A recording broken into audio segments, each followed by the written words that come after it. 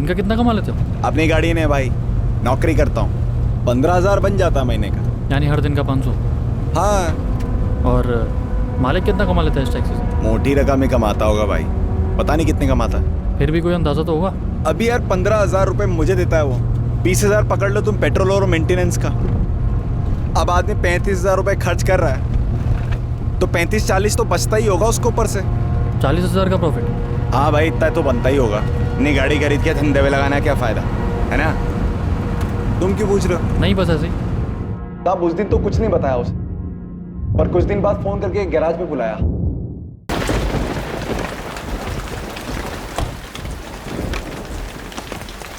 क्या हो मनीष भाई, इतना अर्जेंट क्यों बुलाया? तेरे से कि इंपॉर्टेंट काम है।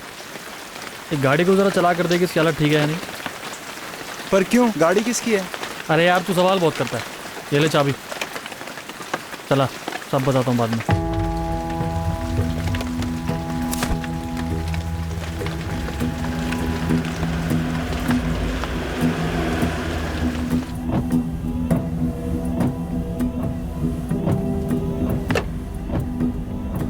गाड़ी की कंडीशन सही है? हाँ भाई, गाड़ी एकदम सही है, पर मामला क्या है? कुछ नहीं, गाड़ी को खरीद कर कैब कंपनी में लगाने की सोच रहा हूँ। क्या बोलता है, सही रहेगा? कैब? भाई कहाँ इन सब चक्करों में पड़ रहे हो आप? अरे चक्कर वक्कर कुछ नहीं है, सीधा बिजनेस है। गाड़ी ड्राइवर चलाएगा, मेरे कुछ पैसे बन जाएंगे। अब ये बता कि गाड़ी मेरी हुई तो क्या तू चलाएगा? तुझे कितने मिलते? 15? मैं 18,000 दूंगा। हाँ चलाएंगे ना भाई, बिल्कुल। सर कहा हम इसे शहर के बाहर ढूंढ रहे थे और ये यहाँ कनौजी नगर में खड़ी थी। हाँ, लेकिन इसके मिलने से एक और सवाल खड़ा हो गया। क्या सर? गाड़ी का नंबर प्लेट येलो है। हाँ सर, इस कार को पता और टैक्सी यूज किया जा रहा था, क्योंकि अगर चेंज करना ही था तो पूरा नंबर प्लेट चेंज कर दे या कार का कलर चेंज कर दे ताकि टैक्सी पहचान में ना आए। लेकिन विनोद ने जो गाड़ी के पेपर्स दिखाए थे उसमें कमर्शियल यूज के बारे में कुछ नहीं लिखा था कि गाड़ी प्राइवेट। सर कहीं ऐसा तो नहीं कि गैरेज ओनर विनोद हमें घुमाने के लिए कोई कहानी बना रहा हो, ट्रांसफर सिर्फ एक बहाना हो, असल डील किसी और ही बात की हुई हो। और चलेगी ना? ऐन मौके पे धोखा तो नहीं देगी? अरे चलेगी, एकदम धाई से चलेगी। एक काम करो, आरटीओ से क्रॉस चेक करो कि गाड़ी का रजिस्ट्रेशन क्या था, और अगर सही निकले तो शहर में जितनी भी कैब कंपनीज हैं सबके साथ चेक करो कि ये गाड़ी किस कंपनी के साथ रजिस्टर्ड थी। सर आरटीओ ऑफिस से पता चला है कि गाड़ी का ट्रांसफर कमर्शियल यूज के लिए करवाया गया था, परमिट लीगल है। एक प्राइवेट कैब कंपनी है राइट कैब्स, मनीषी कार वहीं पर रजिस्टर्ड थी। मैंने सारी डिटेल्स रागिनी को दे दी।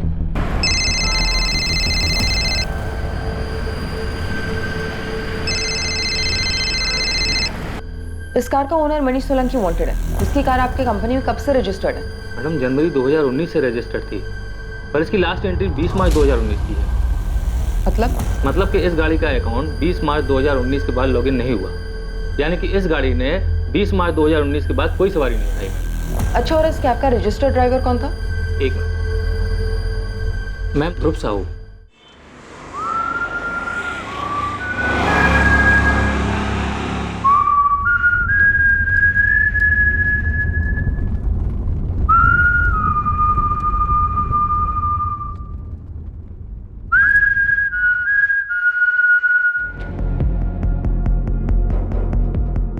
The number you have called is currently switched off. Please try again later. Thank you. Sir right cab company से पता चला है कि मनीषी कार पे ध्रुव साहू नाम का ड्राइवर चला रहा था। कैब कंपनी से ध्रुव साहू का रजिस्टर्ड मोबाइल नंबर मिला जो फिलहाल स्विच ऑफ। और इसके घर का एड्रेस? सर रागिनी गई है वहाँ टीम लेके।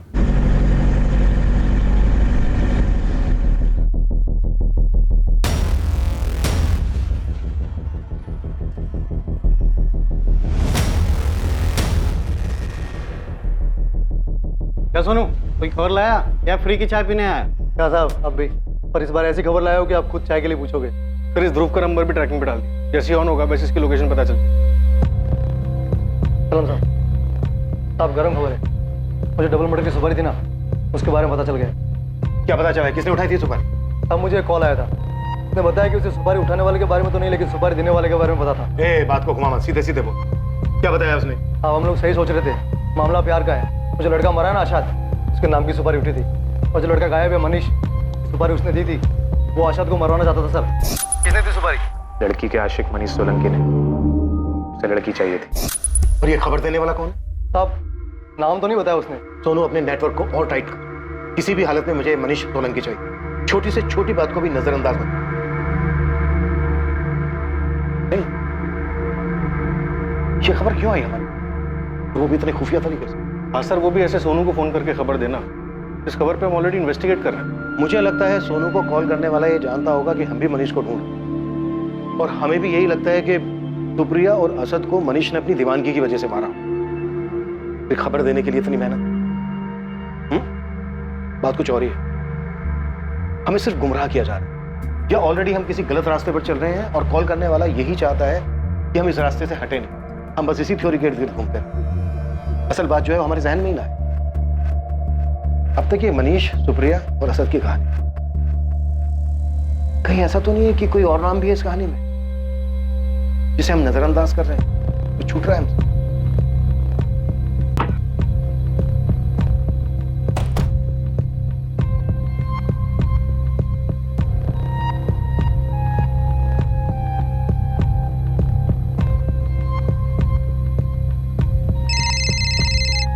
हाँ रागिनी, सर, इस ध्रुव के घर पे तो ताला लगा हुआ है। लगता है उससे पुलिस आने की खबर मिल गई होगी। कल रात तक तो उसका फोन चालू था, लेकिन आज सुबह से बंद है। लेकिन ये ध्रुव हमसे भाग क्यों रहा है? हो सकता है ये मनीष के साथ मिला हुआ हो और उसी के साथ भाग रहा हो। रागिनी, एक काम करो, आसपास पता करो ध्रुव के बारे में। मनीष की गाड़ी तो काम पे जा नहीं रही थी, तो इस बीच ये ध्रुव कहाँ था, क्या कर रहा था? Yes sir.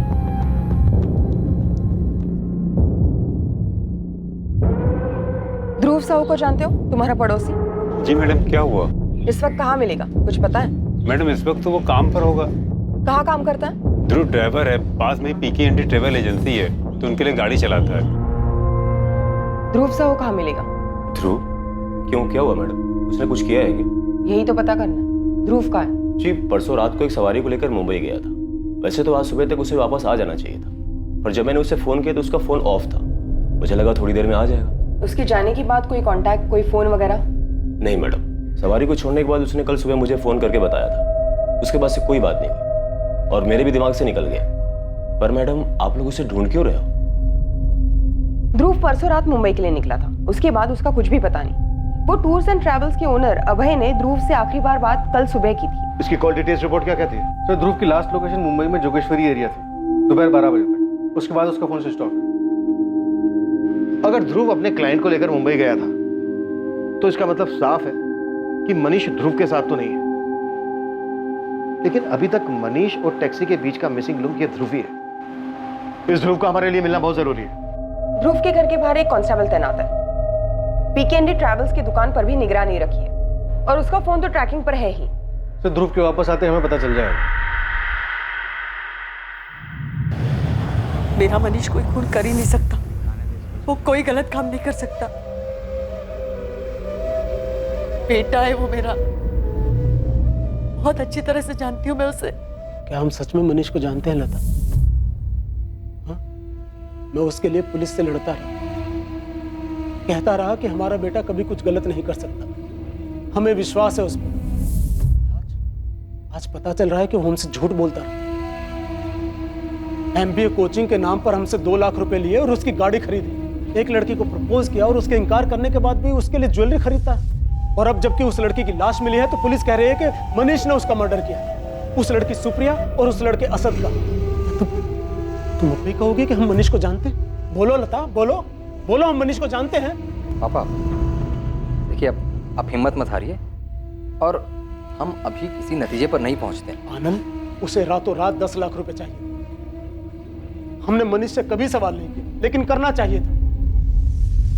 तुमसे 1,30,000 रुपए लेकर वो फरार है और हमारे पैसों पर वो अपने जुर्म से भाग रहा है। तुम कसम खाओ लता कि अगर उसका फोन आया तो तुम छुपाओगी नहीं। उसके लिए अच्छा होगा कि वो खुद को पुलिस के हवाले करे। मैं नहीं मानती कि मेरा बेटा कोई गलत काम कर सकता है। आपको, पुलिस को, सबको गलतफहमी है। मैं कह रही हूँ कि वो किसी बड़ी मुसीबत में फंसा हुआ है।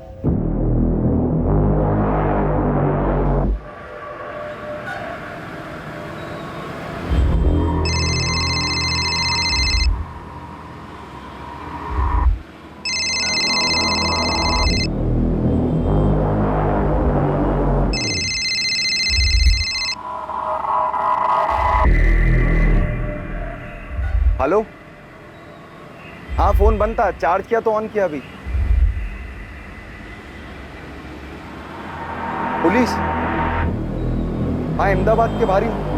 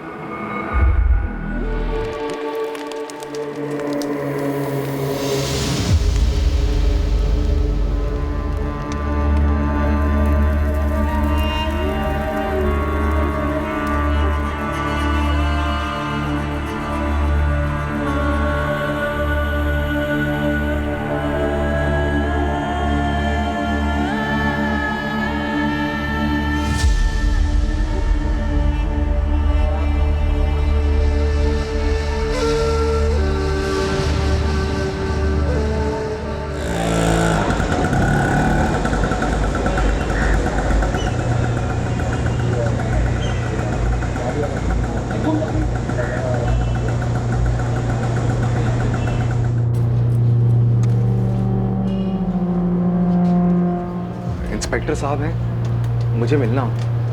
आप कौन? मैं ध्रुव साहू। शायद मुझे ढूंढ रहे हैं। साहब मैं मुंबई से लौट रहा था, मेरी रास्ते में गाड़ी खराब हो गई। रात बहुत थी, सुबह तक इंतजार करना पड़ा। फिर कैसे भी करके कोई मैकेनिक ढूंढा, गाड़ी ठीक करवाई। पूरा दिन निकल गया मेरा। फोन की चार्जिंग खत्म हो गई थी। मैकेनिक के पास फोन चार्ज किया तो अबे भाई का फोन आया। वो बोलने लगे कि आप लोग ढूंढ रहे हैं मुझे। सीधी गाड़ी खड़ी करी मैं और यहाँ पर आ गया आपके पास। तेरी गाड़ी सच में खराब हो गई थी या फिर भागने की फिराक में था? साहब मैं क्यों भागने लगा? गाड़ी सच में खराब हो गई थी, नहीं तो मैं सुबह पहुंच जाता यहाँ पर अहमदाबाद में। और साहब हुआ क्या है? मुझे क्यों ढूंढ रहे थे आप? मनीष सोलंकी कहाँ है ध्रुव? क्या हुआ? क्यों गया? सब पता है हमें, मार्च तक गाड़ी चला रहा था तू उसकी। हाँ साहब मैं मनीष की गाड़ी चला रहा था, पर जैसा कि आपने बोला मार्च तक, उसके बाद मुझे नहीं पता वो कहाँ पर है। आखिरी बार कब मिला था मनीष से? कुछ 3 महीने पहले, जब मैं गाड़ी खड़ी करने गया था उसके यहाँ पर। जान पहचान कैसे हुई थी तेरी उसके साथ? साहब वो मेरे पुराने ऑफिस के पास रहता था, जहाँ पर मैं गाड़ी चलाता था पहले। पीकेएनडी एजेंसी? नहीं साहब, माँ जर्नी ट्रेवल्स। वो वहीं पर ही आता था गाड़ी भाड़े पे लेने के लिए। तभी हमारी बातचीत होने लगी, जान पहचान हो गई थोड़ी सी।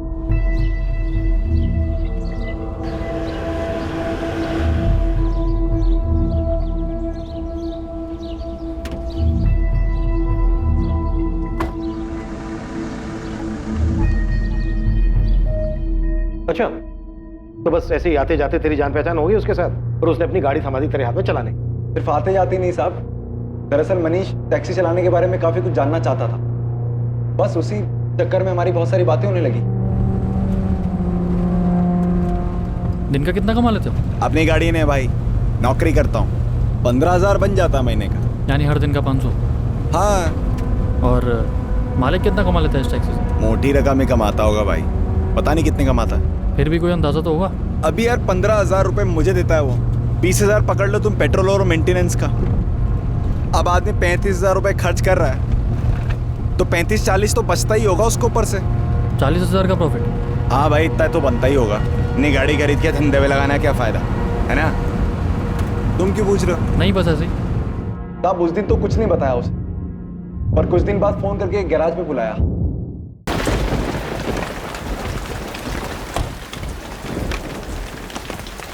क्या हुआ मनीष भाई, इतना अर्जेंट क्यों बुलाया? तेरे से एक इम्पोर्टेंट काम है। एक गाड़ी को जरा चला कर दे कि इसकी हालत ठीक है या नहीं। पर क्यों, गाड़ी किसकी है? अरे यार तू सवाल बहुत करता है। ये ले चाबी, चला सब बताता हूँ बाद में।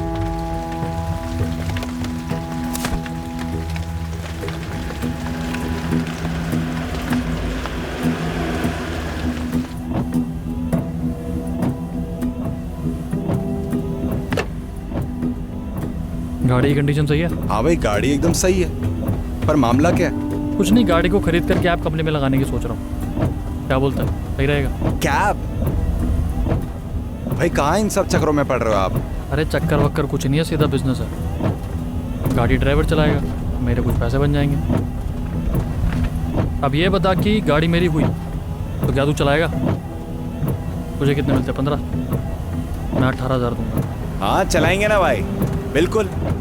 साहब मनीष लड़का अच्छा था, पैसे अच्छे दे रहा था। अब मैं भला क्यों मना करने लगा? उसने गाड़ी खरीद ली, मैंने गाड़ी चलानी शुरू कर दी उसकी। मनीष लड़का अच्छा था, पैसे भी अच्छे दे रहा था, तो फिर 3 महीने पहले तूने उसकी गाड़ी चलानी बंद क्यों की? साहब मनीष को धंधे की असलियत दिखाई दे गई थी। धंधा उसे जितना आसान लग रहा था उतना था नहीं, ऊपर से गाड़ी का खर्चा अलग। इस महीने भी सिर्फ 45,000 हुआ। 18,000 तेरी सैलरी, 20,000 गाड़ी का खर्चा निकालने के बाद भी सिर्फ 7,000 बचते हैं। तूने तो कहा था 40,000 बचते हैं, और पिछले 2 महीने से ये हाल है बस। तो भाई मैंने अपने मालिक के लिए बोला था ना, वो 10 गाड़ियां उसके पास, एक खराब होती है दूसरी चलती है, एक का दूसरा पूरा कर देती है, उसका बच जाता है। तूने पहले क्यों नहीं बताया? अरे तो तुमने पूछा ही नहीं पहले, और मैंने बोला तो था मत पड़ो उन सब चक्कर में, फालतू ही सरदर्दी है। मार्च के महीने में कुछ ही दिन और चलाई होगी मैंने गाड़ी, जब एक सुबह गाड़ी साफ करते हुए मनीष आया और 20 मार्च से गाड़ी यहीं खड़ी कर देना। गाड़ी खड़ी कर देना मतलब? तुम कोई और काम ढूंढ लो। क्यों? कैब के धंधे बहुत नुकसान। साहब जैसा उसने कहा था मैंने बिल्कुल वैसा ही किया। 20 मार्च को गाड़ी उसके घर के नीचे आके खड़ी कर दी मैंने, चाबी उसके हाथ में रख दी मैंने। अब वो कैसा है, कहां पर है, मुझे नहीं पता। पता नहीं है या फिर बताना नहीं चाहता? साहब कैसी बात कर रहे हो, मैंने सब बता तो दिया आपको। पर तूने अभी तक हमें ये नहीं बताया कि मनीष ने तेरे साथ मिलकर सुप्रिया और असद को मारने का प्लान बनाया था और उसके बाद मार डाला दोनों को। मारने का प्लान? साहब ये क्या कह रहे हैं आप? मनीष ने कुछ कर दिया क्या? 2 मर्डर करके फरार है मनीष सोलंकी, और एक तू ही है जो सबसे ज्यादा उसके साथ टच में था। तेरी बातचीत होती थी सबसे ज्यादा उसके साथ। दोस्ती यारी में आके तू भी उसके प्लान में शामिल हो गया होगा और मार दिया होगा दोनों। साहब मनीष के साथ मेरी अच्छी जान पहचान थी, ये बात सही है, लेकिन उतनी ही बात सही है 20 मार्च को उसके यहाँ पर गाड़ी खड़ी करने के बाद मैं उससे नहीं मिला, मैंने नई ट्रैवल एजेंसी ज्वाइन कर ली। आप लेजर चेक कर लो वहां जाकर, मैं और क्या बताऊं आपको।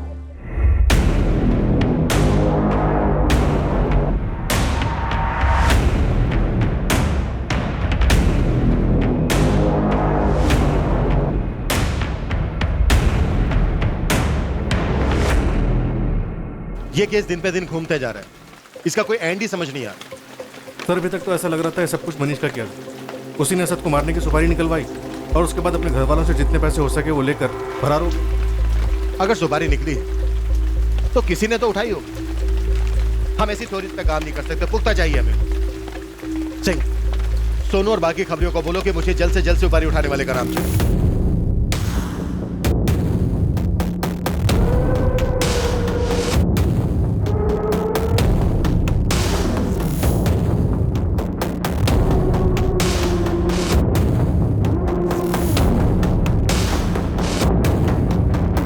बोलो किसने दी सुपारी? साहब सच में बता रहे हैं, हमें कुछ नहीं पता। नहीं मैडम, तुम में से ही किसी ने उनका काम तमाम किया और अब यहाँ के नाटक कर रहे हो। साला पता नहीं कौन उठाया सुपारी, और पुलिस है ना अपने नाक में दम करके रखे ले। जब दिल में उठा लिया और एक ही सवाल, सुपारी किसने ली, सुपारी किसने ली। अरे कुछ और भी पूछ लो। देख मजे की बात क्या है कि जिसको सुपारी लेनी थी उसने सुपारी ले भी ली, गेम भी बजा दिया, हाँ, और किसी को पता भी नहीं चल गया, सब ढूंढते रह गए। साले तू तो ऐसा बोला जैसे तेरे को सब मालूम है। हाँ देख अब हवा में बात नहीं करते, सुपारी राजू रंगीला ने उठाई थी। देख तू मुंह बंद रखना, अगर उसको पता चल गया ना तो तेरी निकाल देगा वो 100-200 में सुपारी।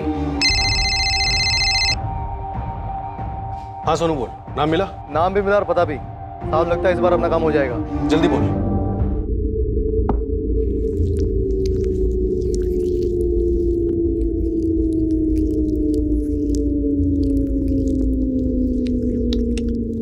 अबे पिंटू, यहाँ लड़की लोग के माफिक धीरे धीरे हाथ चला रहा है, थोड़ा दम लगा। खाना वाना खाया कि नहीं तूने? अबे रुक क्यों गया? साफ सुन गया क्या तेरे को? ए रंगीले, पिंटू को छोड़, चल हमारे साथ जेल, तेरी मालिश का इंतजाम करके रखा है। सब बात क्या हुआ? अरे साहब मैं सच बता रहा हूँ, मुझे सुपारी के लिए बोला था पर मैंने सुपारी नहीं उठाई। तूने कहा और हमने मान लिया।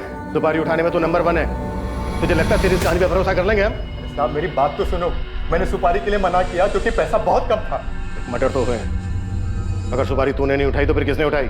अब मुझे क्या पता, पर मैंने कुछ नहीं किया। अरे जिससे सुपारी दी थी उससे पूछो ना आप। मनीष सोलंकी, यही नाम है ना उसका? पता नहीं साहब, नाम तो मैंने ये पहली बार सुना। साले नाटक करता है। कहाँ छुपा है मनीष? साहब मैं सच बता रहा हूँ, मुझे किसी मनीष सोलंकी ने सुपारी नहीं दी। तो फिर किसने दी? ये साला मनीष खुद तो निकल गया, हमें फंसा गया।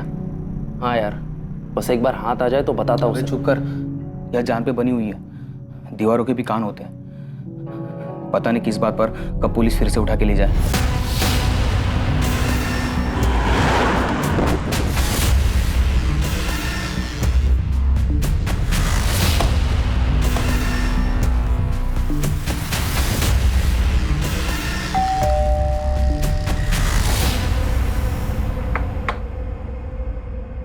इतने दिनों से ड्रामा कर रहे थे हमारे सामने, अब बताओ अकेले किया?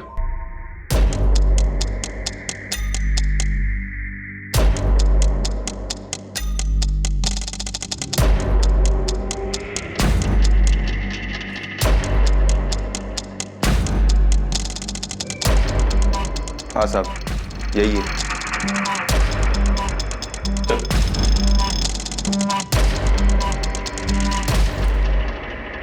चलो बोलना शुरू कर दे।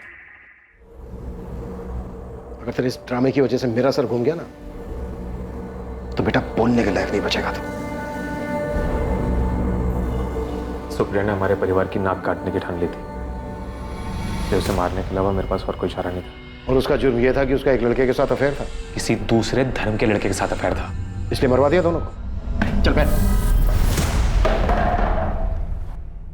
अब बता क्या क्या हुआ था डिटेल में, सब कुछ। छुट्टियों में सुप्रिया राजकोट आई हुई थी, और फिर एक दिन सुप्रिया अपना फोन देना था, फोन की बैटरी खराब हो गई है, चार्ज ही नहीं हो रहा।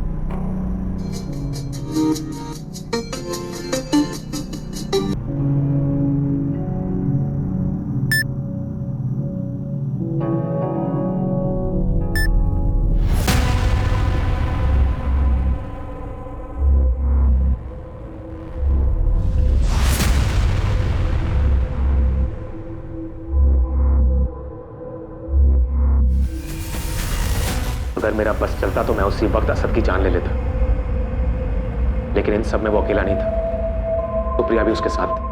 मैं कुछ भी बोलता या कुछ भी करता तो सारी बात बिगड़ जाती, बदनामी होती, लोगों को पता चलता। इसलिए मैंने चुप ही रहना सही समझा। आखिर गलती तो मेरी बहन की थी ना। सुप्रिया,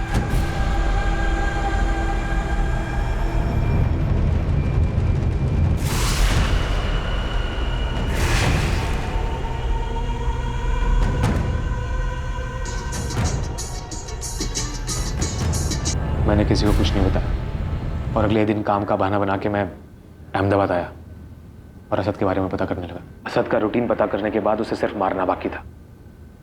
इसके लिए मुझे ऐसे आदमी की जरूरत थी जो एक काम धंधे की तरह करता हो। राजू रंगीला कैसे पहुंचा उस तक? मैं अक्सर ऊपर की कमाई करने के लिए बैटिंग किया करता था, और राजू रंगीला के जरिए मैंने अक्सर कई बार बैटिंग की। वहीं से उसे जानने लगा और उसके काम को भी। और असद को मारने के लिए मुझे राजू रंगीला से बेहतर आदमी नहीं मिल सकता था, इसलिए उसे कांटेक्ट किया।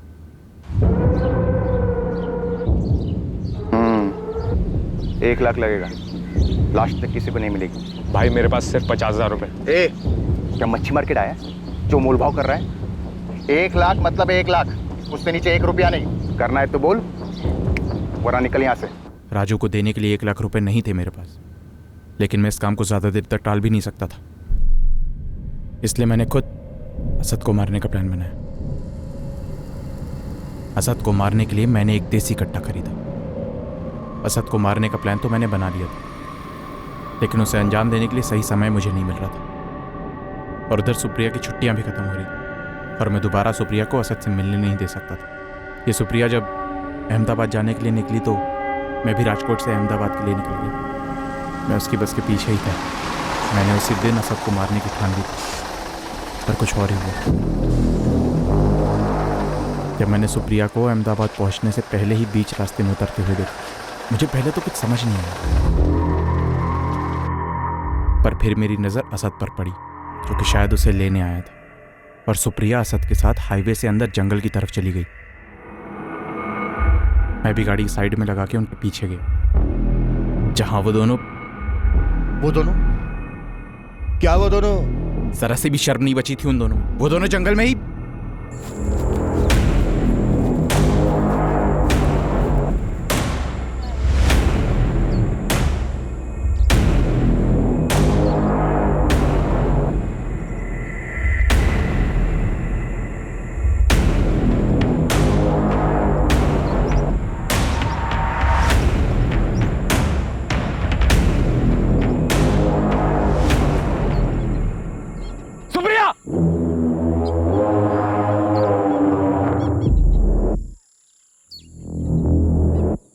शर्म नहीं आई?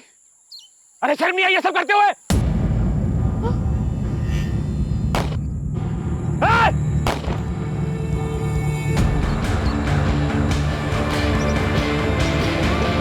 उन दोनों को मारने के बाद मैंने कट्टा और उन दोनों के मोबाइल नहर में फेंक दिए और राजकोट आ गया। और फिर घर आके ऐसे ड्रामा किया जैसे कुछ हुआ ही नहीं। सुप्रिया को मारने का प्लान पहले से था या फिर गलती से मारी गई? असद को मारने के बाद मैं सुप्रिया को भी मार डालता, क्योंकि मैं सुप्रिया को अच्छी तरह से जानता था। बहुत जिद्दी थी वो। मैं उसे कितना भी समझाता लेकिन वो असद को नहीं भूल पाती, बात का पतंगड़ बनाती, और जिस बात को मैं दबाना चाहता था वो उस बात को सारे जहान में गा देती। और अगर मैं दोनों को नहीं मारता तो मैं अपने पिताजी को अच्छी तरह जानता हूँ। सुप्रिया उनकी कमजोरी थी, वो कुछ भी करके पिताजी को मना लेती और उसके बाद हमारा समाज में उठना बैठना सब बंद हो जाता। ये सबसे मनीष का क्या ताल्लुक है? पता नहीं, उसे तो मैं जानता भी नहीं था।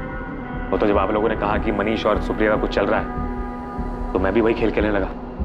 मैंने भी कहा कि हाँ, मनीष ने ही सुप्रिया को मारा। इसीलिए तूने हमारे खबरी को फोन किया हमें गुमराह करने के? किसने दी सुपारी? लड़की के आशिक मनीष सोलंकी। उसे लड़की चाहिए थी, जैसा मैं चाहता था वैसा ही हो। पुलिस का शक मनीष पे और ज्यादा बढ़ गया। तेरी इसी होशियारी ने हमें तुझ तक पहुंचाया। सुपारी किलर को ढूंढते हुए हम राजू रंगीला तक पहुंचे और उसके जरिए तुझ तक। क्या कहा था तूने? कि तेरी बहन सुप्रिया ने तेरे परिवार की इज्जत मिट्टी में मिला दी थी। ये जो दो खून किए तूने, क्या लगता है तुझे कि तूने अपने परिवार का नाम बहुत रोशन कर दिया? बहुत ही घटिया सोच है तेरी, विकृत। तेरे जैसे लोगों को तो जेल में ही होना चाहिए। साला तुम जैसे लोगों को समाज में सही तरीके से रहना आता ही नहीं।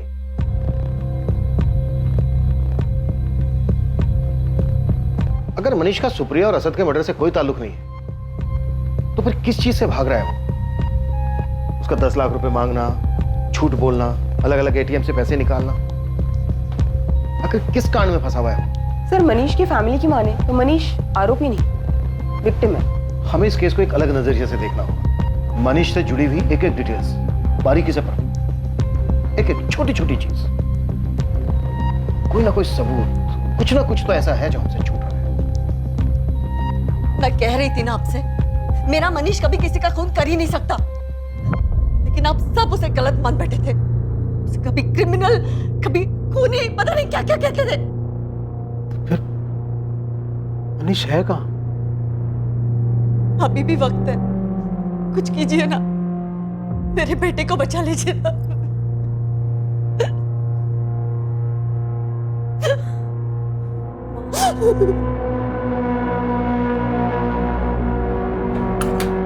सर, 4 जून की शाम तक मनीष का फोन लोकेशन उसका रूम में था और उसके बाद उसका फोन यहाँ भोपाल में दिखा, जहाँ वो देर रात तक ऑन रहा, जहाँ से उसने अपने माँ बाप, अपनी दीदी, जीजा, अपने दोनों दोस्त सलील और वैभव इन सबको कॉल्स किया। और सुबह तकरीबन 4 बजे उसका फोन स्विच ऑफ हो जाता है और फिर उसके अगले 2 दिन यानी 5 और 6 जून को उसका फोन ऑन ऑफ होता रहता है। सर, यही तो अजीब बात है। 4 से 6 जून के बीच फोन की लोकेशन बोपली थी। वो कहीं पर भी गया हो, आता तो यहीं पर आता। उसका फोन भी स्विच ऑफ इसी एरिया में हुआ। उसका लास्ट लोकेशन भी बोपली था। मनीष यहाँ भोपाल में कर क्या रहा था? मनीष के माँ बाप और उसके दोस्तों का तो यही कहना है कि इस एरिया में उसकी जान पहचान का कोई नहीं था। सर, एक और अजीब बात। क्या? जिन 4 एटीएम से पैसे निकाले गए थे, यानी 5 जून को ओधव और कालूपुर और 6 जून को चांदखेड़ा और जुहापुर, और हर दिन start and end point Bhopal ही है। ये चारों एटीएम्स भोपाल से काफी दूर है। भोपाल से उसके आसपास के इलाकों में भी कई एटीएम्स हैं। तो फिर उसे भोपाल से इतनी दूर जाकर पैसे निकालने की क्या जरूरत है? सर, हो सकता है मनीष किसी और की नजरों से बचना चाह रहा। हाँ, लेकिन मुझे लगता है कि इन चारों एटीएम की लोकेशन हमारा ध्यान भटकाने के लिए चाहिए, ताकि हमारा ध्यान इन एटीएम की लोकेशंस पर रहे और मेन लोकेशन भोपाल पर हमारा ध्यान ही ना जाए। एग्जैक्टली। मुझे लगता है कि मनीष यहाँ भोपाल में ही बैठ के गेम खेल रहा है। इस केस को लेकर हमें जो भी मिलेगा वो यही मिलेगा। लेकिन सर, भोपाल तो काफी बड़ा इलाका, वहां पे कुछ ढूंढना ऐसा है जैसे कि भूसे में सुई को ढूंढना। काम मुश्किल तो है, लेकिन इस केस की गुत्थी यहीं सुलझेगी। यहाँ जरूर कुछ ऐसा है जो इस केस के लिए है।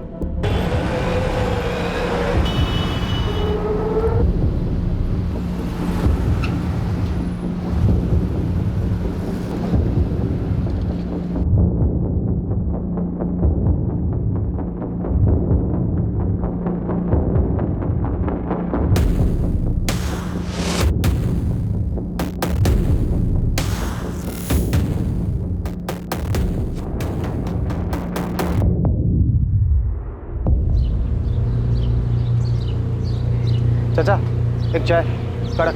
हाँ तो पानी कम। ठीक है बब्बर, ये मिला के तेरे पुराने हिसाब के 1128 रुपये हो गए। चाचा ये रखो, बाकी एडवांस में जोड़ लेना। बड़े पैसे आ गए हैं तेरे पास बब्बर। कोई लॉटरी वोटरी लगी है क्या? लॉटरी मेरी नहीं, विकास की लगी है, उसी से उधार लिया है। उस फुक्कड़ विकास की लॉटरी लगी है? कहाँ चला गया वो? पिछले 2 हफ्तों से मुंबई गया। फैक्ट्री का काम का छोड़ दिया क्या? वो सब तो पता नहीं, पर हाँ उसके हाथ में गहरी चोट लगी, मजबूरन छुट्टी देनी पड़ी मालिक को। उस फटीचर विकास की तो नसीब ही खुल गई, लॉटरी भी लग गई और छुट्टी भी मिल गई। साहब यही भोपाल इलाके में रहता है, मैंने पता किया। कल तक तो उसको खाने के लाले थे, अब आज काम धंधा छोड़कर मुंबई में घूम रहा है विकास। और उसके इलाके में लोग बता रहे हैं कि एक महंगा वाला टीवी भी लिया है। उसकी औकात नहीं है साहब ये सब करने की। भोपाल में एक फैक्ट्री में काम करता है, वहाँ पता किया तो पता चला कि काम पर ही नहीं आ रहे। कुछ चोट वोट लगी उसको 4-5 तारीख के आसपास। इस विकास का मनीष से क्या कनेक्शन है? ये तो पता नहीं है सर। मनीष गायब हुआ 4 तारीख को और उसी के आसपास ही विकास भी बाहर, ऊपर से लॉटरी भी लगी। अंधेरे में तीर है साहब, अब याद देख लो कि ये तीर आपके निशाने पर है या नहीं। इस विकास का नंबर दे मुझे। सर विकास का फोन फिलहाल अनरीचेबल है, लेकिन उसका फोन लोकेशन रिकॉर्ड एक इंटरेस्टिंग कहानी बता रहा है। सर विकास का फोन 4 से 6 जून के बीच भोपाल में था। इतना ही नहीं सर, जब मनीष का फोन लोकेशन ओधव, जुआपुरा, कालूपुरा और चांदखेड़ा के एटीएम के पास था, इस विकास का भी सेम था, ठीक उस टाइम पर जब एटीएम से पैसे निकाले। इसका मतलब ये भी हो सकता है कि मनीष की जगह पर विकास गया हो पैसे निकालने एटीएम से, या फिर ये विकास भी मनीष के साथ हो। सर खबरी राजन के हिसाब से इस विकास की कदकाठी मनीष से काफी मिलती, लेकिन सर हमारे काम की बात ये नंबर, इस नंबर पे विकास रेगुलर टच में था। ये बहुत शातिर समझता है अपने आप। ये शुरू से ही मनीष के करीब था, अब मनीष तक हमें यही पहुंचाएगा। उठा गिलास साले को।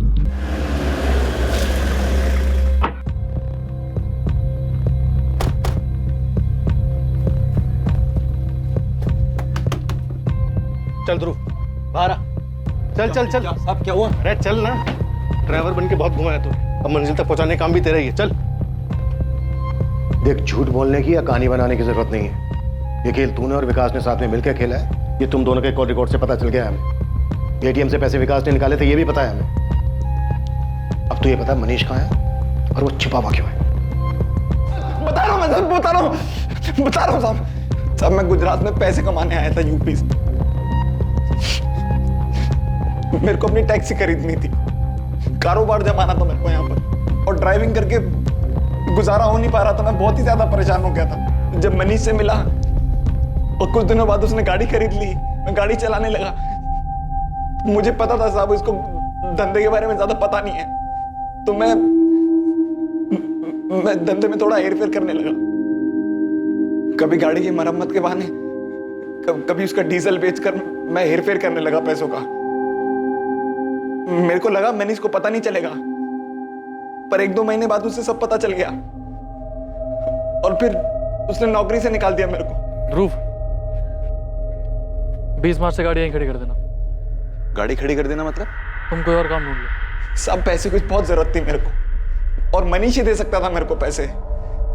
मेरे को लगा इसके पास पैसे हैं, फिर मैंने उसका किडनैपिंग करके फिरौती मांगने का प्लान बनाया। मैं अकेला ना कर पाता ये काम, तो मैंने विकास को पूछा, उसको भी पैसे की जरूरत थी। कितना मांगेंगे? 10 लाख रुपए। इतने मिल जाएंगे? मिल तो जानी चाहिए, मोटी पार्टी है। तो कब करना है? जितनी जल्दी हो सके उतना जल्दी। सब मनीष ने नौकरी से जरूर निकाल दिया था मेरे को, पर आते जाते मेरी मुलाकात होती रहती थी उससे, तो किडनैप करना कोई बड़ी बात नहीं थी मेरे लिए। बस झांसा देना था कैसे भी करके। अरे चलो ना तुम भी, बर्थडे दोस्त का, पार्टी वार्टी करेंगे। तेरे दोस्त को मैं थोड़ी जानता हूँ, मैं क्या करूंगा वहां आके? अरे तो बैठोगे ना यहाँ पर, वहां चल के बैठ लेना। मैं विकास की बर्थडे पार्टी का बहाना बनाकर मनीष को भोपाल ले आया विकास के घर पर। कैसी लगी पार्टी? भाई बढ़ते में तो मजा आ गया। मेरा हो गया। अरे ले लो। बस बस।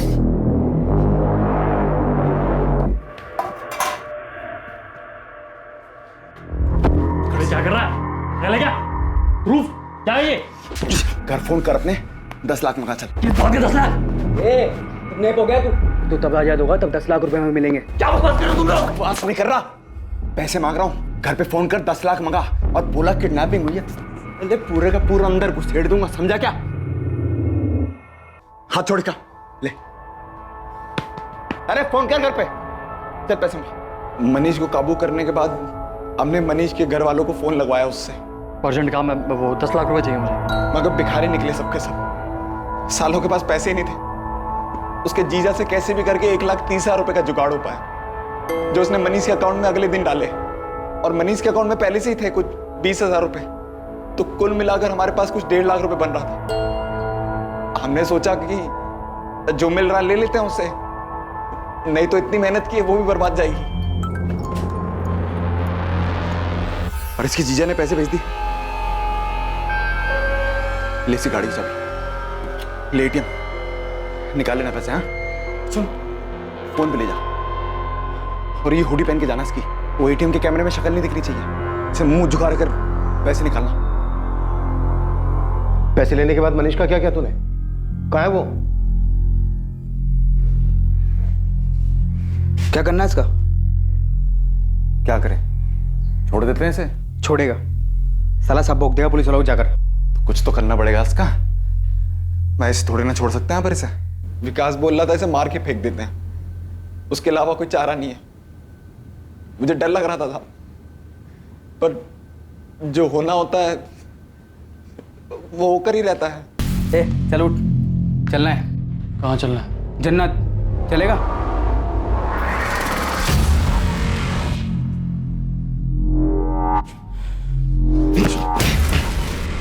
साले, मेरे साथ धोखा किया तुम लोगों ने। चाकू फेंक, अब तुम्हें पता लगा किससे पंगा लिया तूने। मनीष भाई चाकू फेंक दो, लग जाएगा, हम तो छोड़ने वाले तुमको भी। झूठ मत बोल कमीने, झूठ मत बोल।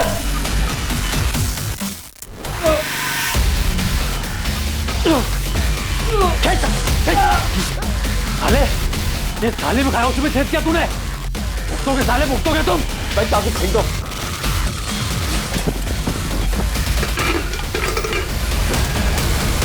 मनीष की लाश का क्या किया तूने?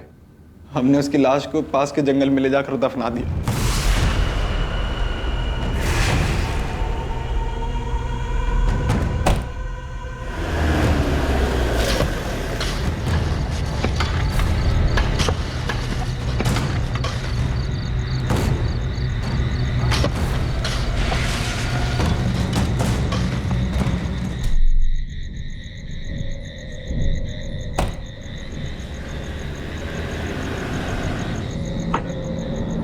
मनीष की कार को एक सुनसान जगह पर पार्क करके निकल गए। मनीष से जो 1.5 लाख रुपए मिले वो हमने आपस में बांट लिए। अगर मेरे को पता होता ना कि मनीष के पास पैसा नहीं, मैं कभी नहीं करता साहब ये। सच बता रहा हूँ साहब, गलती से हो गई। तेरी इस लालच की वजह से एक नौजवान लड़के की जान चली गई, और वो भी उसकी जिसने नौकरी दी थी तुझे, भरोसा करता था तुझ पर। और तू ये गलतफहमी का नाटक कर रहा है। अगर मनीष की जगह कोई और होता ना, उसके साथ में तू यही करता, क्योंकि तेरी फितरत में ही धोखा है। तेरे जैसे लोगों की वजह से लोगों का इंसानियत में से भरोसा उठ गया है।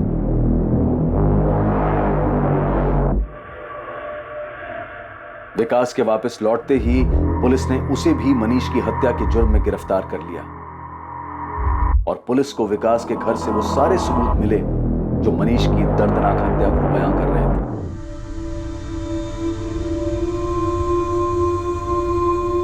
जहां एक तरफ मनीष के परिवार वालों को यह स्वीकार करने में बहुत मुश्किल हो रही थी कि किसी और के लालच के अंधेपन की वजह से उनके बेटे की हत्या कर दी गई थी, वहीं किशोर को यह यकीन ही नहीं हो पा रहा था कि उनके अपने बेटे सतीश के अंदर भरे जहर की वजह से उनकी बेटी सुप्रिया उनसे दूर हो गई। और तीसरी ओर सतीश की दकियानूसी सोच के कारण असद के परिवार ने अपनी इकलौती उम्मीद, अपना बेटा खो दिया था।